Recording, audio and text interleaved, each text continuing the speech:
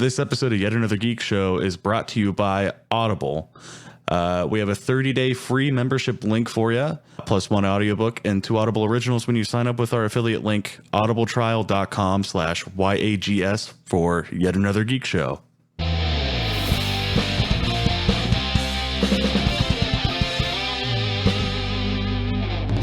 Hello and welcome back to Yet Another Geek Show, where I'm going to fight Dalton for taking so many screenshots on my Switch on my birthday party. This is your host, Alex Ecker. This is your host, Dalton Mull.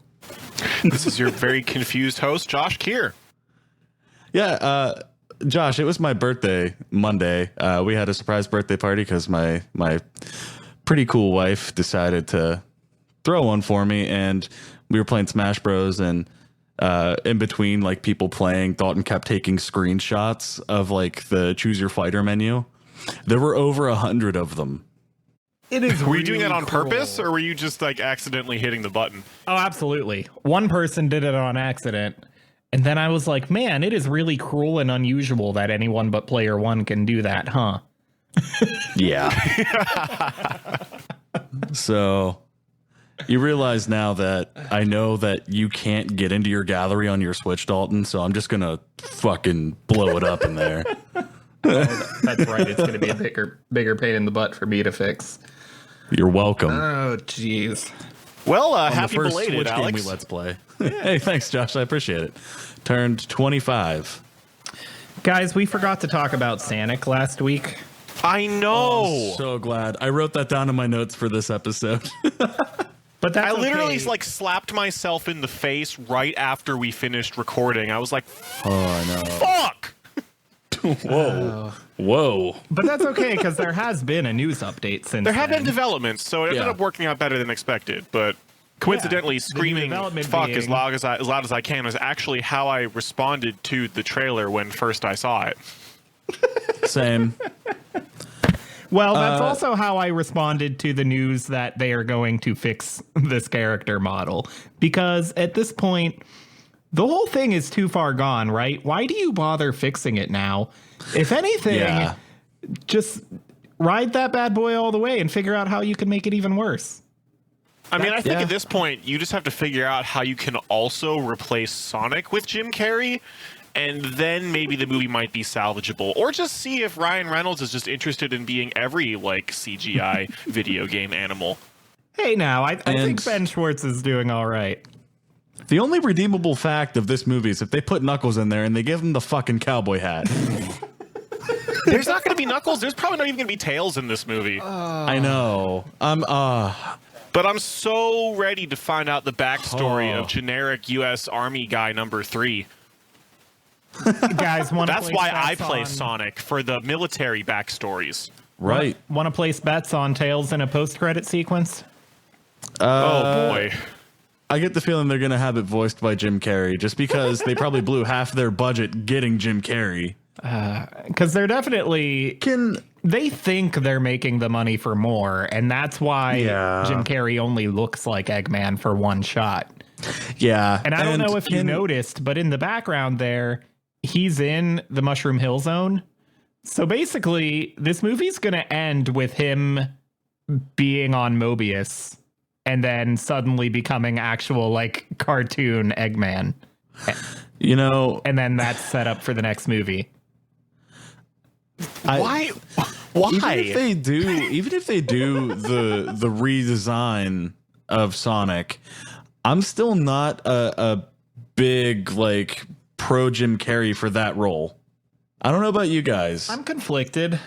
I thought that Jim Carrey as Robotnik was the least awful part of the whole trailer, so you can take that with as many grains of salt as your diet allows you. Oh, yeah, no, it's not that I'm not a fan of Jim Carrey. I do like a lot of his movies, but you know immediately that it's Jim Carrey and not the character that he's playing. You know what yeah. I mean? Sure, Like- I'm all right with it, though. The thing is, Yeah. I don't expect him to be good based on what we saw the script give him, but he was doing a really good impression of mid-90s Jim Carrey, which seems perfect. If there are scenes with better Okay. dialogue than what they showed us, then he'll be good, but there's probably not, so he won't be. Okay, yeah, that's fair. So, like, if they went back in time and they made this movie back during, like, peak Sonic hype, like, in the Genesis era and everything else, I would probably still have cast Jim Carrey as Eggman. So, Yeah. I don't know. That maybe they're just kind of throwing that out there. No, you're absolutely right. I mean, like I said, regardless, we're gonna have to see this movie anyways to review it for a spotlight. If they made Absolutely. this in the 90s, would they have done Sonic Roger Rabbit style? It would Ooh. probably been better that way. Yeah. Yeah, I think that would have been much better. And you know what? I changed my mind. I want Danny DeVito to be Eggman.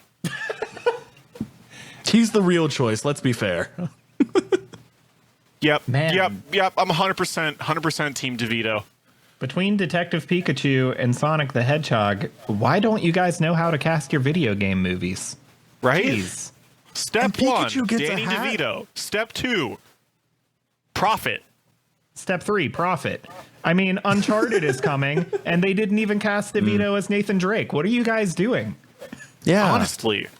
I mean, when you play the game, that was clearly the reference point for the character. Exactly. I'm okay if they put Nathan Fillion as Nathan Drake, but they better make Elena Danny DeVito. Alex, are you aware that they cast Nathan Drake? No. Oh, okay. What? Yeah. I know people were begging for Nathan Fillion for a long time, and I think he did a fan film, right? He might have. So this is strange considering the ages involved here of this actor and of the character, but Tom Holland is playing Nathan Drake. Whoa. Tom Holland? Yeah. Yeah. Yeah, that was announced a year or two ago. I love Tom Holland, but I question that decision still. Yeah, I don't get it either. I mean, I'm glad that he's getting the role, but I still feel that Nathan Fillion will always be Nathan Drake. I wonder if it's just for flashback scenes and they're Ooh. not telling us that. Yeah, I was just thinking that, like, because I've played all of the Uncharted games and I love them. Three Like, had a lot of flashback, right? 4 actually had more of it. They played up to 3. Oh, that's right. Yeah, I think I still have your copy of Uncharted 3, funny enough. Or no, your copy had started to split in between, like, the disc and the reflective layer. And you were like, I don't care, just throw it away. And then I went out and bought another copy of it. Yeah. I've actually never played an Uncharted game. Get off the podcast right now and go play them. All right, see you guys next week. I mean, they're good. They're not that good. They're not They're masterpieces. I mean, I didn't play 4. Maybe 4 is. I'm glad I played them, but they're not a, hey, everyone has to play this. But let's dig further into that when we're actually trying to talk about Uncharted. Anyway. All right. I'm going to jump backwards and start with some things I forgot to talk about in previous episodes. I was going to suggest hey. continuing on the Tom Holland train and talking about the Far From Home trailer. Oh, whoa. Did you watch the trailer? I did. You don't watch. I We did. have something that's more important, though, it's guys. not. No, Yes, this it is the is. most important. I have to shout out to my friend Ashley, who on my birthday gave us our very first piece of fan art. Oh, I saw that on the Discord. Yeah. I'm actually looking at it right now. It's sitting on top of my my one monitor, and I freaking love it. It's sweet. That's so cool. Well, And we it's, could have it's perler beads, right? I love perler bead art. It's awesome. Perler beads, yeah. they're Thank sweet. you, Ashley. Yeah. Yeah, that's super sick. Thanks for that. Anyways, we can go on now. Sorry. Wow. Okay. Spider-Man. I guess Josh watches trailers now. What up? Right. Well, I seen the trailer, I was too. still coming off of the Endgame, the whole Endgame thing, and I wasn't really planning on watching it, but then a friend of mine messaged me about the trailer and spoiled that they were going multiverse, and I was like, okay, well, I have to watch this now. So first of all, I believe that they are, but we know Mysterio's full of shit, right? Like, he didn't come from the multiverse. I'm sure there's actually a multiverse, and Nick Fury knows that good and well, but like Mysterio's not from the multiverse. Is this the first time that Fury's going to have a major role in a movie since since Winter Soldier? Yeah, I suppose so. He looks like a main character, and he hasn't really been since then. Yeah, it's crazy. He gets like 2 lines in every movie he's in, maybe nowadays. So Yeah. that's really interesting. I guess when you don't have to pay Robert Downey Jr. $1 billion for every movie, you have some to throw Samuel L. Jackson's way. Wait, guys, we're dumb. He was a major role in Captain Marvel. I know you two didn't get to that yet, but All right. I was just thinking Captain Marvel was a major role. but he had damn near the screen time of Captain Marvel there. And not to mention, Jake Gyllenhaal was Mysterio, right? Correct. Yeah, I believe so. I seen the trailer when I went to see Endgame. Jake Gyllenhaal. Well, what you saw was an older trailer, so there's a new one. I didn't know that. I think they officially called that one a teaser and this new one a trailer. Okay. I think Jake Gyllenhaal almost played Spider-Man when Tobey did. I think you're right about that, actually. So that's super cool. Jake Gyllenhaal is Bay, and my only disappointment here is that he's not a hero, which means he won't be recurring. So that's my only disappointment. I don't know what hero I would cast him as off the bat. Moon Knight. Never mind. I was gonna say, I don't know. Was Mysterio wasn't part of the Sinister Six? Never mind.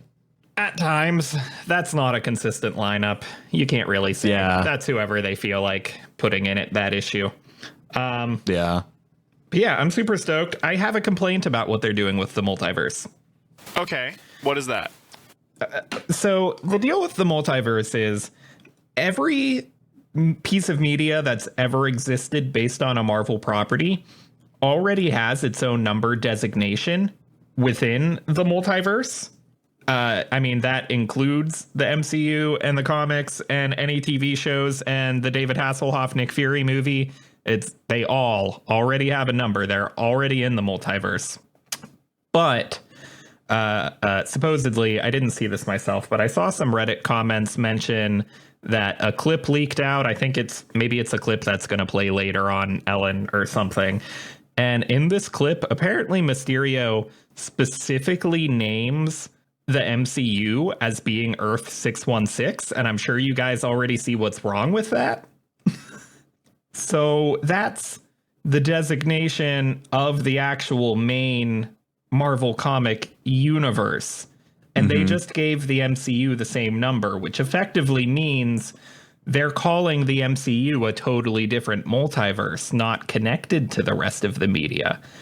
And that's a problem because the MCU already had a number designation in the comic book multiverse, just like every other piece of Marvel media. So I actually had no idea. The comics actually refer to the cinematic universe as a separate universe. Yeah, so the main comic universe is 616, and the MCU is, I want to say, 199999. And they just contradicted that here and called it 616, making it not part of that multiverse. Huh. So that's a continuity issue, and I'm going to nitpick it. But whatever, it's cool. I'm excited to see these things start going there. I mentioned before that Marvel Studios is starting to work on an animated What If series. And I wonder if like this multiverse stuff is going to, work into that. If they're going to give those What If stories universe designations and say they are part of the MCU's new multiverse. Well, the multiverse definitely makes all the Disney streaming shows a little less hairy to think about the logistics of. I mean, I hope that's not the idea. I mean, outside of that What If series, I hope the idea isn't that, like... I mean, I know I don't love the idea that obviously a bunch of these shows are going to be prequels, but I like the idea of them being alternate universes or timelines even less. So... Oh, okay. Yeah, so I don't know how to feel about all that. I've also seen a lot of people talk about using it to bring X-Men and Fantastic Four into play, and I don't like that either, because to me that's lazy. That's coming up with I mean, you can use the multiverse to excuse anything. And so choosing to do it that way just means you didn't really come up with something. That's fair. Like I've previously on this show suggested a way to bring mutants into play without using the multiverse as an excuse. And that was in our fantastic Avengers Endgame spotlight, if I recall correctly. Which, that is dear right. listeners, you should definitely go check out if you haven't listened to it already. And also if you've seen the movie. And also rate and comment and whatever you do on iTunes, please. Yeah, and share it. Come to my house and make me dinner. Because I'm hungry. Change my diaper. So that said, I'm going to be upset if they use the multiverse as an excuse to do things like that. I hope they manage to make it interesting. Endgame did make time travel very interesting, so I'm going to keep my hopes up. Marvel Studios has rarely disappointed me so far.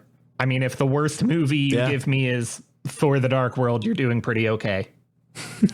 You really rag on Thor: The Dark World, man. I love it. Okay, I'm sorry. I'm not defending it. Wait, I'll take it back. If the worst movie you give me is Iron Man 2, then you're not doing that bad. Flashback to when we started Yet Another Geek Show and we failed miserably before Josh. Did you talk about Iron Man 2 back then? Josh was the secret ingredient. Yeah, because we years ago we actually tried doing Yet Another Geek Show and we never aired it. I don't even think we still have the old recordings. But we were talking so much shit on Iron Man 2 compared to Iron Man 1 just because the CGI was garbage in Iron Man 2 compared to the first one. For some reason, Iron Man CG is still garbage compared to the first movie, but... but... I realized during that viewing that I actively disliked Iron Man 2. I had always thought it was just my least favorite Marvel movie. And then that time watching it, I realized it was actually a bad movie. We'll see if I feel that way when we get around to spotlighting the rest of the MCU. I have not seen Iron Man 2 since the year it came out, and I saw it at a drive-in, and I remember nothing about it. Good decision. I think the last time I seen it was like 2015, like when we tried starting Yet Another Geek Show. Yeah. I think. So, it was around that time. Yeah, so off of shitting all over a movie we're not actively trying to talk about, I'm going to shit on something else. All right. So You're going to shit it on him? So I forgot to talk about this like 2 or 3 weeks ago just because it bored the ever-living hell out of me and left me with no lasting thoughts.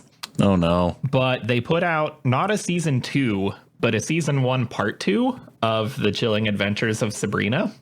Okay. I don't know if any of you guys watched the first part, let alone the second part. My wife is watching both of them. She just finished the first part, I think, and I think she's watching the second one with her mom.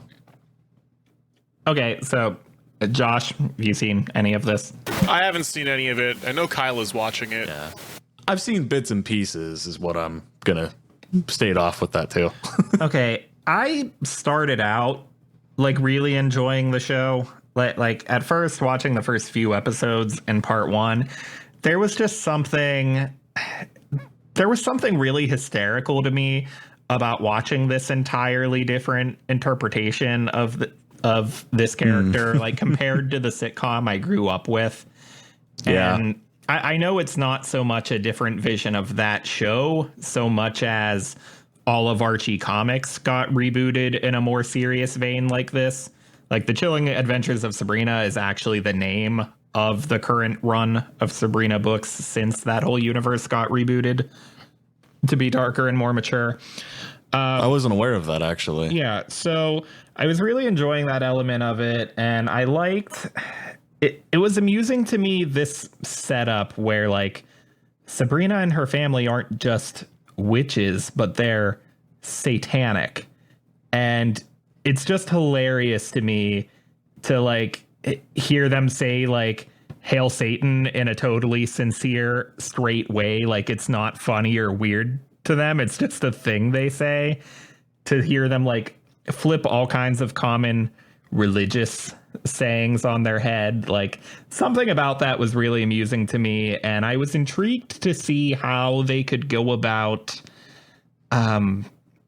I was intrigued to see how they would approach the Satanism and see if they could explain away how it's not just blatantly evil. Like, why are these Satanists the protagonist? I shouldn't use the word Satanist because Satanism is different from devil worship. So I guess these devil worshippers, I wanted to see how they would like justify treating them as protagonists.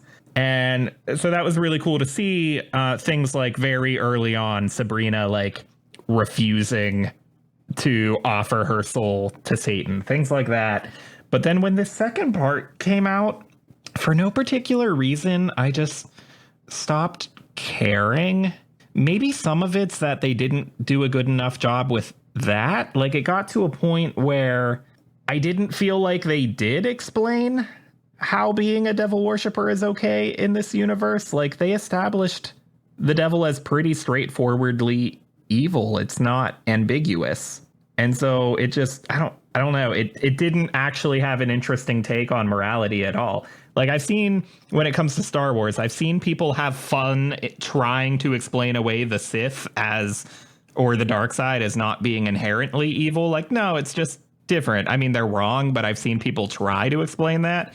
And I thought this show would try to do the same thing. And it just really didn't. And I don't know. It just didn't manage to make me care about Sabrina past like the initial humor of seeing her get introduced to the world of devil worship. I just don't care what's happening to the character. She's not interesting. It puts a lot of screen time into like her high school friends that I don't care about.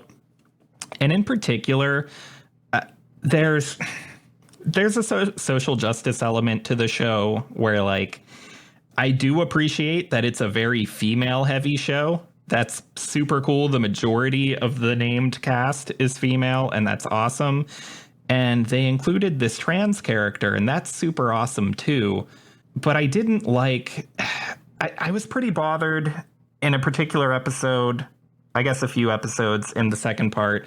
And I don't know if trans people feel the same way that I did, or if they'll generally have a different view here. But they dedicated a significant amount of time to this random side character, this trans friend of Sabrina. They put a lot of time into just showing him being bullied over being trans. And what kind of bothered me about it was, although like I know all trans people go through that, I was a little bothered that you couldn't just have a trans character and not have it be about that. Because that's like all there is to this character. So, like, it's not so uncommon to see, let's say, gay characters now. But I like it the most when the character happens to be gay and that doesn't have to be the reason they're there. It just...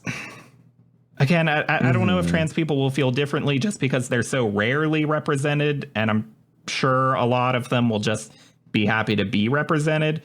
But, like, why couldn't it just be a thing? Like, they just are. This is a side character. It's not an important character. You didn't bother to make them important. You just showed, oh, hey, by the way, they're bullied for being trans. Like, Josh and I have been watching a lot of Superstore, and there's a disabled character on there. There's a character in a wheelchair, paralyzed waist down, and they rarely touch on it because this character just is handicapped. That's the end of the story. It's not the focus. And there are a ton of characters of different ethnicities. And over 4 seasons, they'll occasionally find a way to make a joke about someone's ethnicity. But, like, it doesn't really matter that, say, this character's a Hawaiian. Like, that's not a defining feature of them. They just are. It doesn't matter that this character is gay and Asian. They just are. It doesn't matter that he's in a wheelchair. He just is. Right. You're very reminding me of Brooklyn Nine-Nine with Captain Raymond Holt. Like, he's a gay black man who happens to be the commander of the precinct, and him being gay is a very little aspect of it, you know? Yeah, or that Power Rangers movie did the same thing. There's a throwaway line that a character happens to be gay, And, okay, cool. They just are. The movie's not about that. And maybe... Or one of them being on the spectrum. It wasn't a big deal. It was just added. Yeah, it was a throwaway line or two. And so maybe it sounds like, and this isn't my intention, maybe it sounds like I'm saying, no, don't dwell on these issues on screen. And that's really not what I'm saying.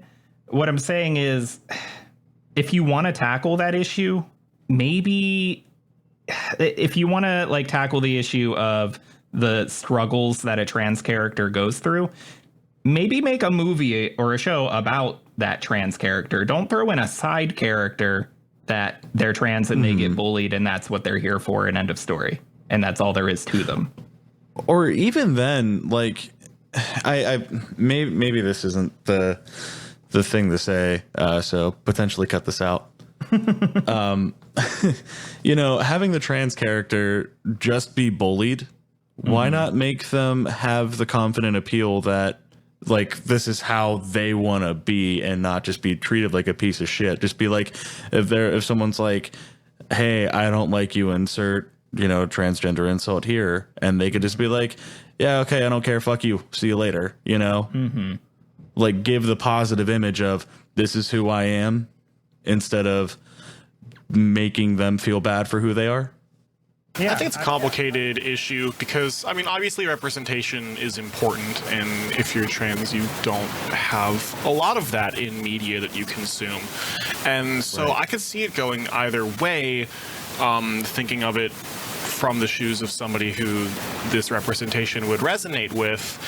You know, maybe it's validating to see somebody on your show going through a struggle that you can relate to. And I don't watch this show, so I don't know how this character's side plot develops and whether or not they, you know, continue to push on through the bullying they're subjected to or whatever else. But I mean, the point is that maybe it's helpful to see that, because you now have something where you can say, you know, this character is representing me.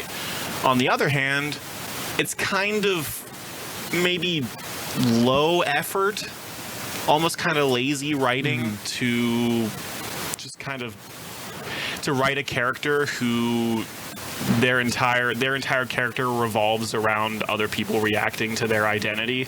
Yeah. It's like the character doesn't really have any identifying traits of their own besides what they are, and I don't think that's that's not the best way to write a character, in my opinion.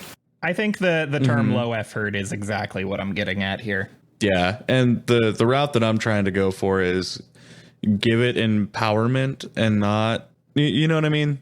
It just felt to me like they were trying to get points for being woke, but then weren't actually considering like actively trying with it. Just, hey, we're woke, appreciate it.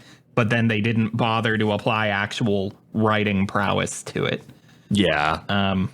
Again, that's just my view, and I'm still glad the character's there. I just wish he was handled better. The show is also not terrible. I've just lost interest, and I'm not going to continue it. And fair enough. And that's all. You did mention Power Rangers a second ago. I do have something Power Rangers to talk about. Do it. The Power Rangers Battle for the Grid game that I talked about a few episodes back. Yeah. It just got a massive update. They added voice acting and, more importantly, a story mode. That was a big complaint last time. I do remember that. I'm pretty pleased with how the story is going, actually. The only thing that's kind of a bummer is they're doing it in chapters, I'm assuming, with like consecutive updates. But the only thing I worry about is there not being enough of a fan base for them to continue the story. Although I do have to say the voice acting, they did get Jason David Frank to revise his role as Tommy Oliver, and they got Austin St. John to revise being Jason Scott from the Mighty Morphin Power Ranger series. They did add a few new characters like Udana from the Mystic Force. They got the Cenozoic Ranger, which is not Billy from the 2017 movie, but it is the Blue Ranger from the movie previous to Billy. Oh. If that makes sense. Okay. Yeah. Interesting. Yeah, it was a really interesting approach. And then the third character they added was Trini, but she was wearing the Black Dragon armor. The Black Dragon was Lord Draken's Megazord.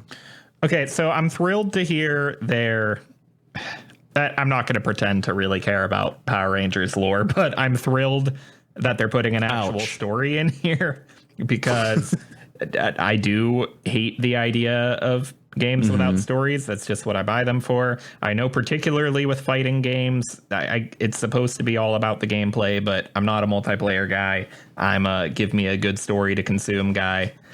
And so that's important to me. I don't like this episodic approach. Neither do I, but I'm really digging the story. Yeah. I might drop a spoiler here just to tell you how it's not like Power Rangers at all. Okay. If that's cool with you guys. Yeah. The episode, the story starts out with Lord Draken shoving the dragon dagger into Rita's fucking heart. Okay. And killing her. What the hell? Okay. Yeah. I'm intrigued. So, so that's how it starts. And then it kind of feels Power Ranger-y from there.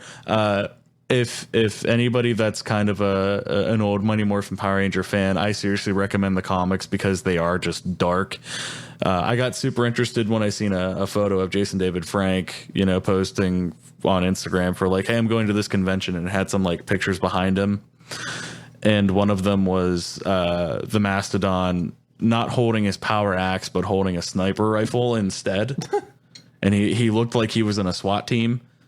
And that character is in this game, by the way.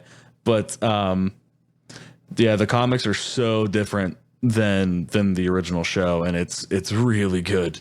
Yeah, so let's talk more about this release strategy. You mentioned potentially not like having the support to bother finishing this story. Yeah, because it had a rough launch. I didn't used to worry about this a whole lot, but we almost didn't get the rest of the last season of Walking Dead. Right. Is Telltale still under? Like, are they done? They're gone. Yeah. They're gone. That game only got finished because another company bought the game and finished it for them. Yeah. Which was Skybound, the publishers of the comics.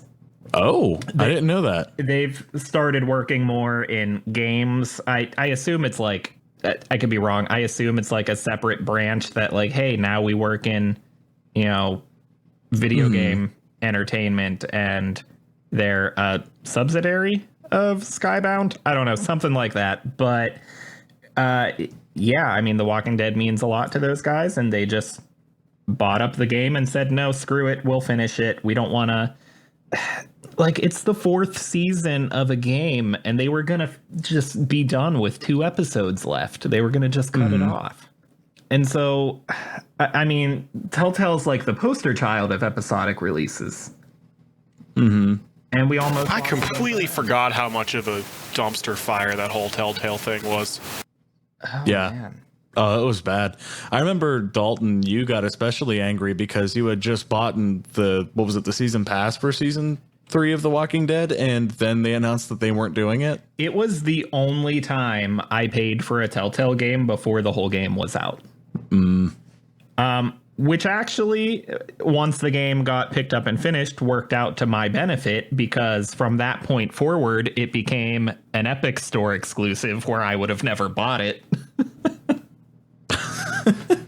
Wow. So yeah, having bought it before it was all out was the only way to have it on Steam. So in the long run, it happened to work out for me. That reminds me, I have to go back and finish that game. Well, start that game.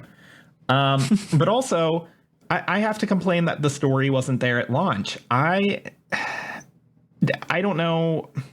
I'm sure I've said before that I actively try to avoid early access, and that I've had to make exceptions for VR because so many VR games are early access, but that generally I avoid it. I am so much more frustrated with games that come out claiming to be proper full games with like physical releases and everything, and they're just early access. And I hate this. Oh, I can't stand it. I hate this games as a service model that we're getting into. Like, no, there's a certain amount of money that you decided this game will generate for you. Decide your budget accordingly and finish the game and then give it to me. Right. I am so sick of the idea of releasing unfinished games ahead of time just so you can get credit for like, hey, they're supporting and updating this game. Like, no, those updates, generally speaking, should have already been there. Yeah. No, you're right. I've seen so many games, that just get ruined with, like, for example, Elder Scrolls Blades. I'm still on that. I hate it. I haven't played it since it came out, but it wasn't even a finished product, and they were trying to get money for it for something that they were already trying to offer for free. That they were calling early access. But so now we have games that, are full priced $60 AAA games, and hey, by the way, they're not finished. And hey, by the way, we're filling it with microtransactions. Yeah. And hey, if this doesn't get the money that we need, it's just going to be a piece of garbage that sits in your library forever. Mm-hmm. I hate it. Yep. But that's the end of that rant. Josh, you got anything? Oh boy. Let's see. What have I done this week? Well, this is... I haven't finished this game this time, but it's a game I've played before that I started recently replaying that I'd like to talk about. Over the weekend, I started replaying Ori and the Blind Forest. Oh my god. I've wanted to play that game. Yes. Okay, so you're familiar with it. Yeah, I'm gonna let you talk about it anyway, but we're gonna spotlight that for sure. Okay, well then maybe I won't get too much into it if we want to spotlight that sometime soon. I love this game. I mean, I'm a huge fan of the Metroidvania genre in general. Me too. I think Ori and the Blind Forest it's definitely not the best game in the genre, but in a lot of ways, I actually think it's very accessible to maybe newcomers to the genre in ways that other games like maybe Hollow Knight, which I think is my personal favorite right now, is not as accessible. And I think it is accessible in a lot of ways because of the fact that you can create your own save points anywhere that you want that double as respawn points whenever you die. So if you get stuck halfway through a tricky platforming section in the goddamn tree, then then you can just stop when you have a moment and say, okay, I'm going to respawn here, as long as you've managed your energy efficiently. I mean, the game's just beautiful. Really cool. The soundtrack is fantastic. It gets you going from an emotional level, like right at the very start of the game. It connects you to the world and your character, and oh my god, I went to go back to play it because I realized that the sequel's coming out. I believe it's slated to come out this year, though I don't think there's a concrete release date yet. And I was just so excited that I wanted to go back and play the original. So I've been playing it with Kyla over the weekend. We've been trading back and forth, and she's in love with it too. So I just love this game so much. It's so fun. I've owned for a couple years, and I've twice started it and played the first 2 hours and then didn't keep going, not because I didn't love it, I totally did, but just because of my habit of starting too many damn games at once. I use the categories feature on Steam, and I'll always have a category that's now playing, and sometimes that list is 10 games deep. And then sometimes a game sits there for 3 months, and then I move it back to the backlog category. Like, I'm clearly not actually playing this right now. And so you gave me a good reason to actually prioritize that game again, because the couple hours of it I played were fantastic. It's beautiful. Yeah, I highly recommend going back and finishing it. One thing that I think this game nails is just the sense of like how much fun it becomes to move your character around the game world. Every power up that you get just gives you another tool that you can use to navigate the world. So early on in the game, like, you can't jump very high, you can't like climb up walls or anything else, and you feel kind of slow and your movement options are pretty limited. But even just a couple hours into the game, all of a sudden you've got a double jump, you can kick up walls, you get what I think is maybe one of the most fun upgrades in any platformer I've ever played. You get this bash ability that lets you jump off of enemy projectiles in midair and use them to launch yourself in any direction. Not only can you launch yourself in any direction, but the projectile you're bouncing off of gets launched in the opposite direction. So there's a lot of puzzles that actually you can solve by having an enemy shoot at you and then grabbing their shot and redirecting it towards something that you want them to hit, like a wall that you want to break if some enemy is shooting, like an explosive blob or something like that. That's really cool. It's so cool. It's so very, very quickly into the game, just a few hours in, the amount of options that you have for movement just open up to such an extent that you really can get creative with how you're navigating the world, and it makes your typical Metroidvania gameplay loop of, you know, getting a new movement option and retracing the world to find new paths and power-ups that you couldn't, you know, previously access. It makes that kind of traditional gameplay loop even more fun to go back and do, because every time you get something new, it gives you the ability to go back to an area that maybe you had trouble getting past this screen before, and now you just have some new movement option that completely trivializes this what was previously a really hard task for you to get past. Yeah, dude, you've sold me. I think maybe this paycheck I'll probably pick it up. But I think Ori came out in like 2014, 2015. Like, it's not it's not a very recent game. 2015 I'm looking at, and I can't see how much it is on Steam because I already own it. Oh wait, no. It is $20 on Steam.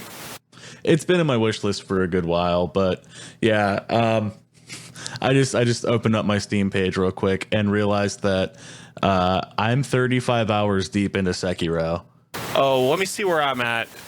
I'm on the final boss. You're the final boss? Okay. Yeah. I'm at 24 hours. I might have. I love it so much. I know we don't want to turn this show into let's talk about how far we got in Sekiro this week, the show, but like it's seriously all that I want to talk about. Oh. It's so good. And the thing is we'll like, get there, guys. No, don't. The thing is, Alex, we've talked about this like 3 times already. No, I have to send you guys a link because there's a guy that I've watched on YouTube that's really given me a lot of help fighting some of the bosses when I've spent hours trying to beat them. Okay, well, I'll look into his help off air. But in the meantime, let's move on to something we haven't talked about 3 times. Last week, I forgot to talk about Yakuza Kiwami. Josh, dude, you've talked about this more than twice. No, I've casually name dropped that I'm playing it, but haven't gotten far enough to talk about it. I never discussed, well, you've mentioned it. I've never discussed a single opinion or a single thing about the game other than that I'm playing it. Josh, I don't believe you were here when I talked about Yakuza 0. Is that correct? You may have. It's hard to remember. Okay, so without redoing my whole spiel, the thing about Yakuza 0, it being a prequel to a pretty long-running series, and my introduction to the series, it being the first one ported to PC, the thing that I loved most about it was this simultaneous jumping between this, like, really, like, complex and interesting story of these Yakuza thugs, just this really compelling crime story, and then jumping between that and these side missions that are just plain silly and ridiculous. So, you know, one moment you're like going through this, you know, crime revenge story, and then the next moment you're fighting off zombies to help this Michael Jackson parody character film a music video. It's It was my favorite thing about the game by far, without re-explaining the entirety of what the game is. Now, Yakuza Kiwami is a remake of the original Yakuza from the PS2, and I still loved it, but it being a remake of an older game from before the series really figured out what it is, I guess, it was not nearly as compelling of an experience. It didn't really have that humor in it that I was talking about. The characters are just as compelling, and I said Zero had some of the best video game voice acting I've ever heard, and that's still true here. But there just wasn't that layer of humor in there, with the exception that Yakuza 0 introduced... You jumped back and forth between two different characters you were playing, and one of them is a pretty silly character, and he's in this game, but I think they added more content with him. His name is Goro, and they added what they call the Goro Everywhere system. And it just meant that this character who, when he talks, it sounds like Japanese Mark Hamill doing the Joker. Like, he's just this really out of place, silly, comical character. But I feel like they forced in more content with him that wasn't in the original game, just for the sake of that humor. And so this Goro Everywhere system is just, he might randomly jump you while you're walking around the open world, and then every time you defeat him, you learn more combat moves. The idea is that you met him in Yakuza 0 10 years ago, and now he wants to, now he's infatuated with you. He doesn't want to kill you. You're not his enemy, but he's fascinated with you and your fighting prowess and your history. And every time you fight him, you develop more skills based on your fight with him. And they managed to pull some quirky humor with him with that system that wasn't in the original game. But outside of that, everything's delivered really straightforward. It doesn't have nearly the immense amount of side content that Zero had. I talked about Zero having not all of it being silly, but a ton of side content between a karaoke rhythm game and slot car racing and darts and billiards and a speed dating game. And it goes on and on and on. And there wasn't a whole lot of that here. Not just because, this is a remake of an older game with not much content added, but because it actually took place in the same map as Yakuza 0, just only 10 years into the future. And so redoing the side stuff would have just meant kind of giving you the same activities all over again. So the original has a bar where you play billiards and darts and this or that. And then I guess they would have had to just give you that again because that same bar would be there. So those are some knocks against it. But regardless, I recognize why those flaws were there. But it's not a big deal. But I guess at the end of the day, it just made me like Yakuza 0 even more because there's payoff to the additional backstory that prequel gives you. It's kind of like, A New Hope having always been one of the best Star Wars movies. I think Rogue One made it better. Just that extra bit of backstory added to it. So yeah, it made me like Zero more. And I've bought Kiwami 2, which comes out in a day or two. I don't normally pre-order, but I loved both of these games enough regardless to keep going. And I'm excited about that. And I hope Sega continues to get these games onto PC for us. How much of the whole franchise of Sega is on there now? Just these three. Like I said, Kiwami 2 comes out in a day or two. That's a remake of the original Yakuza 2, I believe. No, not what I meant. How much of actual Sega games are on Steam now? Sega in general. I mean, Sega's been putting a lot of push into getting as many of their games as possible. Yeah, because I know a majority of the Sonic games are on there now. The majority of the Sonic games, they've always had Total War, which was always PC based. I mean, they're trying to get Atlas into PC. They got Catherine on there for us. I've had Sonic Adventure 2 on Steam since 2012. That's been on there forever. Yeah, they've always been pretty good about Sonic. There's quite a few Dreamcast titles. Jet Set Radio's there. Yeah, there's even a bunch of classic Genesis games. Like, I know I have Golden Axe on Steam. Golden Axe is dope. Golden Axe is dope. Yeah, I have a shitload of Genesis games on Steam. Yeah, Golden Axe 2 is better. Sega's been real cool in my book lately for PC gamers. Yeah. So they're doing some pretty good stuff. I know Square Enix is trying, but kind of failing. They're not doing it as quick as Sega. I mean, let's be fair. How long have we been waiting for this Final Fantasy VII remake? Oh, geez. I think it was announced like 4 or 5 years ago at this point. Well, And how long were we waiting for Kingdom Hearts 3? Well, I mean, I'm specifically talking about treating PC gamers well, though, not how fast they develop games. Yeah. Well, that too. I mean, Square Enix, people aren't happy with all their ports. I'm frustrated as hell with their Nier Automata port, but they've been doing a great job at making sure as many of their games as possible are on PC, and that's why I've been saying, no, I'm sure Kingdom Hearts is going to come to PC, and I'm not going to play it until then. It's because they have been really good. Now, if Square Enix would get off their ass and port Final Fantasy Tactics onto Steam, I could die happy. Or Chocobo Racing. Then I could just die. I mean, now that Final Fantasy 1 and 2 are the only mainline titles that aren't on PC, I hope they start diving more into the side stuff. Yeah. I mean, I think if they took Final Fantasy Crystal Chronicles, which is a game that begged for online multiplayer and didn't have it, if they put that on Steam with online matchmaking, it would be a whole new game. What about giving Chrono Trigger a fucking remake that it's been needing forever? Josh, did you just hear me say that we are getting online multiplayer Crystal Chronicles? No. What? As a Switch game. Oh. I'm not sure if it's a remake of the original or if it's a sequel, but yeah, Crystal Chronicles for Switch this year.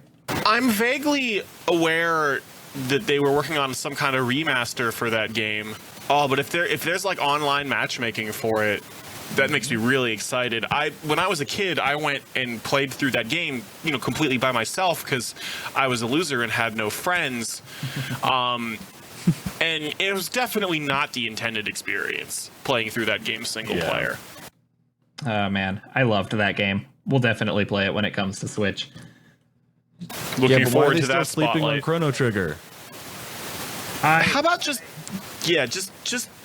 stop acting like the Chrono series doesn't exist, Square. We just want more Chrono. Give it more sequels, but I don't think that needs a remake. I mean, it was a really good game, but I wouldn't hate seeing a remake. A remake a remake could not be as good as the original, just because I think the original game is next to perfect. I would much rather see. I guess. On PC. What? Alex, I've been There we go. playing it on PC. It's been on PC for years. Yeah, but I I thought you remember stole the it. port of Chrono Trigger being a little bit controversial, though. Didn't they port the mobile version to PC? And there was a lot of subscribe to our Patreon and we will fight each other once per month, and you can get the exclusive video content. Oh, Josh, that's even funnier. Because we made a joke about having $1 million tier on our Let's Play, and Dalton was like, "Yeah, our 1 million tier will be," and then I jump in with, "You get to be our plastic surgeon for a day." Yeah, you know what? I'm about it. There's no way you could make anything worse. Oh, Right. Suicide by words. All right. We all have faces for radio. All right, guys, I watched a movie. Oh shit. And I had to look it up because this title's ridiculous. Extremely Wicked, Shockingly Evil, and Vile. Starring Zac Efron as Ted Bundy. Either of you guys watch this or see a trailer or anything? No. I know about it, I think. Nope, this is all just a new to movie? me. Okay, did you guys see... I think I've seen memes. Did you guys see that Ted Bundy documentary Netflix put out like a few months ago? I didn't personally watch it. I just saw people get angry about it because they made him attractive or something. Yeah, that's what I was seeing memes about. That's all. That's literally all that I know about it. Okay, so that documentary was put together by the same guy that did this movie. I think this director has made like nothing but documentaries in the past and then shot this movie and then was like, well, screw it. I had to do enough research that I may as well also make a documentary. So he now has 2 Ted Bundy Netflix originals. And so as far as this movie, so people were complaining that like, I guess that they used Zac Efron and Zac Efron is attractive and so the character is attractive and I guess people are upset about that. But the thing is that's one of the reasons Ted Bundy is so well known and talked about was because Also, didn't he look like Ted Bundy? I mean, good enough. I mean, not like a clone, but like I look at him and I'm like, yeah, that looks like Ted Bundy. Mm-hmm. So that's the thing is that Ted Bundy was an attractive guy, minus the unibrow that nobody talks about. That's weird. Everyone's like, yeah, Ted Bundy was so attractive and charming. And sure, other than that unibrow, we're all ignoring. I mean, everybody's just subconsciously admitting that they think unibrows are attractive. That's what I'm reading into this. Oh, all right. That's why I don't get rid of mine. I get to stop plucking them. That's cool. Yeah. Guys, I didn't know That's why I Zac get the Efron- people to change my diaper. Guys, I didn't know Zac Efron was a good actor.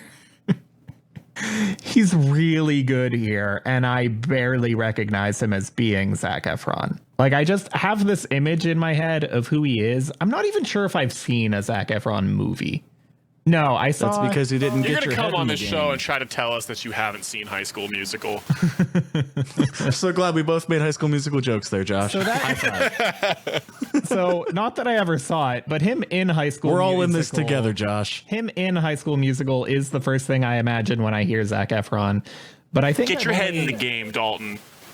That's what I just said.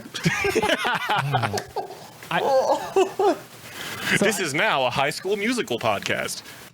So I saw him in a comedy movie that was like Neighbors or Bad Neighbors or something like that. And he did fine there, but it was a silly comedy movie, not really asking much out of acting skills. And then I watched this and went, oh shit, he's actually a force to be reckoned with now. Like, I hope maybe he's done serious projects and I didn't know about it. Like, maybe he's already shown off good chops elsewhere, but I am all aboard the Efron train now. I want to see more of this guy. In Baywatch, he was grabbing a dick. Like, genuinely, that's not a joke. Okay, thanks for that. His own or... But the movie itself, I did not love it. He got that head in the game. I did. So back to Ted Bundy. I'm sorry. I did not love the movie itself, though. He was really good in it, but I felt like... I guess my biggest complaint is that the movie kind of assumed you were already really familiar with him. Like, all I know going into this is that Ted Bundy is a serial killer and he's attractive. And that's all I got. And I felt like it kept skipping major story beats or just assuming I understood the significance of things I didn't understand the significance of. And I guess some of it is that this is an adaptation of a book written by an ex-girlfriend or I guess ex-fiance of his who's a major character in the movie. So I guess to some extent it's from her point of view, and maybe that's why certain things are skipped over. Like, a lot of his murders are performed before she's a part of his life, so all of that gets skipped past. But if that was the idea, tell this story from her perspective, they didn't pull that off because Ted Bundy is still the majority of the screen time. And most of her screen time is Ted Bundy, like, calling her from jail and being like, I didn't do this. I'm going to get out of it. Just wait until my court date. Like, I'm a sweet lawyer. I can do this. It's fine. Don't give up hope. And like, that's most of her screen time is just watching her cry about not being sure whether her fiance is a murderer or not. And so, like, it's not really compelling from her point of view. I don't know. If that was the idea, I don't think they pulled it off. They didn't, until kind of the last minute, really explain quite how horrific he was. And maybe that's not important to the plot. maybe it's even disrespectful to the family, to the victims, to get into too much like but it's not just that they never show a graphic murder. I'm not asking for that. It's that they never even really hint at what he's done. I mean, the title is extremely wicked, shockingly evil, and vile. And that to me sounds like, oh, he's not just a serial killer. He's one of the most frightening. And in reality, he is. But the way this movie portrays him, if you went into it having never heard of Ted Bundy, you might have thought he was innocent for most of the movie, if not that it started with him in a prison cell and then flashed back to the rest of the movie. Like, that's how loosely, they actually pulled off getting the point across. Yeah, that's not good. I did see people online say that they watched most of the movie thinking he was innocent if they didn't already know who he was. Man, that's about as bad as people trying to think that Kanye West gave Paul McCartney a good chance with that one song. So, like, it's a hard balance. Like, I'm not asking for, like, gore porn. I don't want any of that. Yeah. I don't need this to be a graphic movie, but I just wanted... I felt like it went too far in the opposite direction and didn't quite well enough paint how horrific he was, other than, a courtroom scene of, hey, you're accused of doing this to this victim and this to this victim. And, just this one scene of someone listing some crimes. Until then, you don't get the extent. Like, he didn't just kill people. It's so much worse than that. And the movie doesn't quite get there other than that little bit. I also just think it's really hard to pull off a biopic because, like, you're not, if you know who Ted Bundy is, then, he's guilty and he got caught and he got executed, and they know that, and that's why they start out with him in prison already and then flashback. And so that being the case, there's never a buildup where you're like, I wonder what's going to happen. Like, he's going to get caught. Right. You know that. Yeah. I will say they were clever enough that, like, without wanting to spoil particularly what, there were, like, a couple pretty neat reveals close to the end that kind of recontextualized things. And, like, were a pretty cool surprise, even if you already know. Like, they did manage, like, one thing where I'm like, oh, that does change things, and one thing where I'm like, oh, that does hit pretty emotionally right there. But I don't know if I recommend this movie. I don't know if this story needed to be told, especially just not with the angle they decided to go with it. They just didn't manage to make it interesting enough to bother. And I feel like one of, the world's most horrific serial killers should be more interesting than that. But way to go, Zac Efron. Anyway, yeah. I was going to make a High School Musical joke at the end of your thing there, and I lost it. So Yeah, me there too. you go. Oh, wait, I have a good joke. High School Musical. Got him. Yeah. So watch it or not. I don't care. Yeah. Anything else, guys? All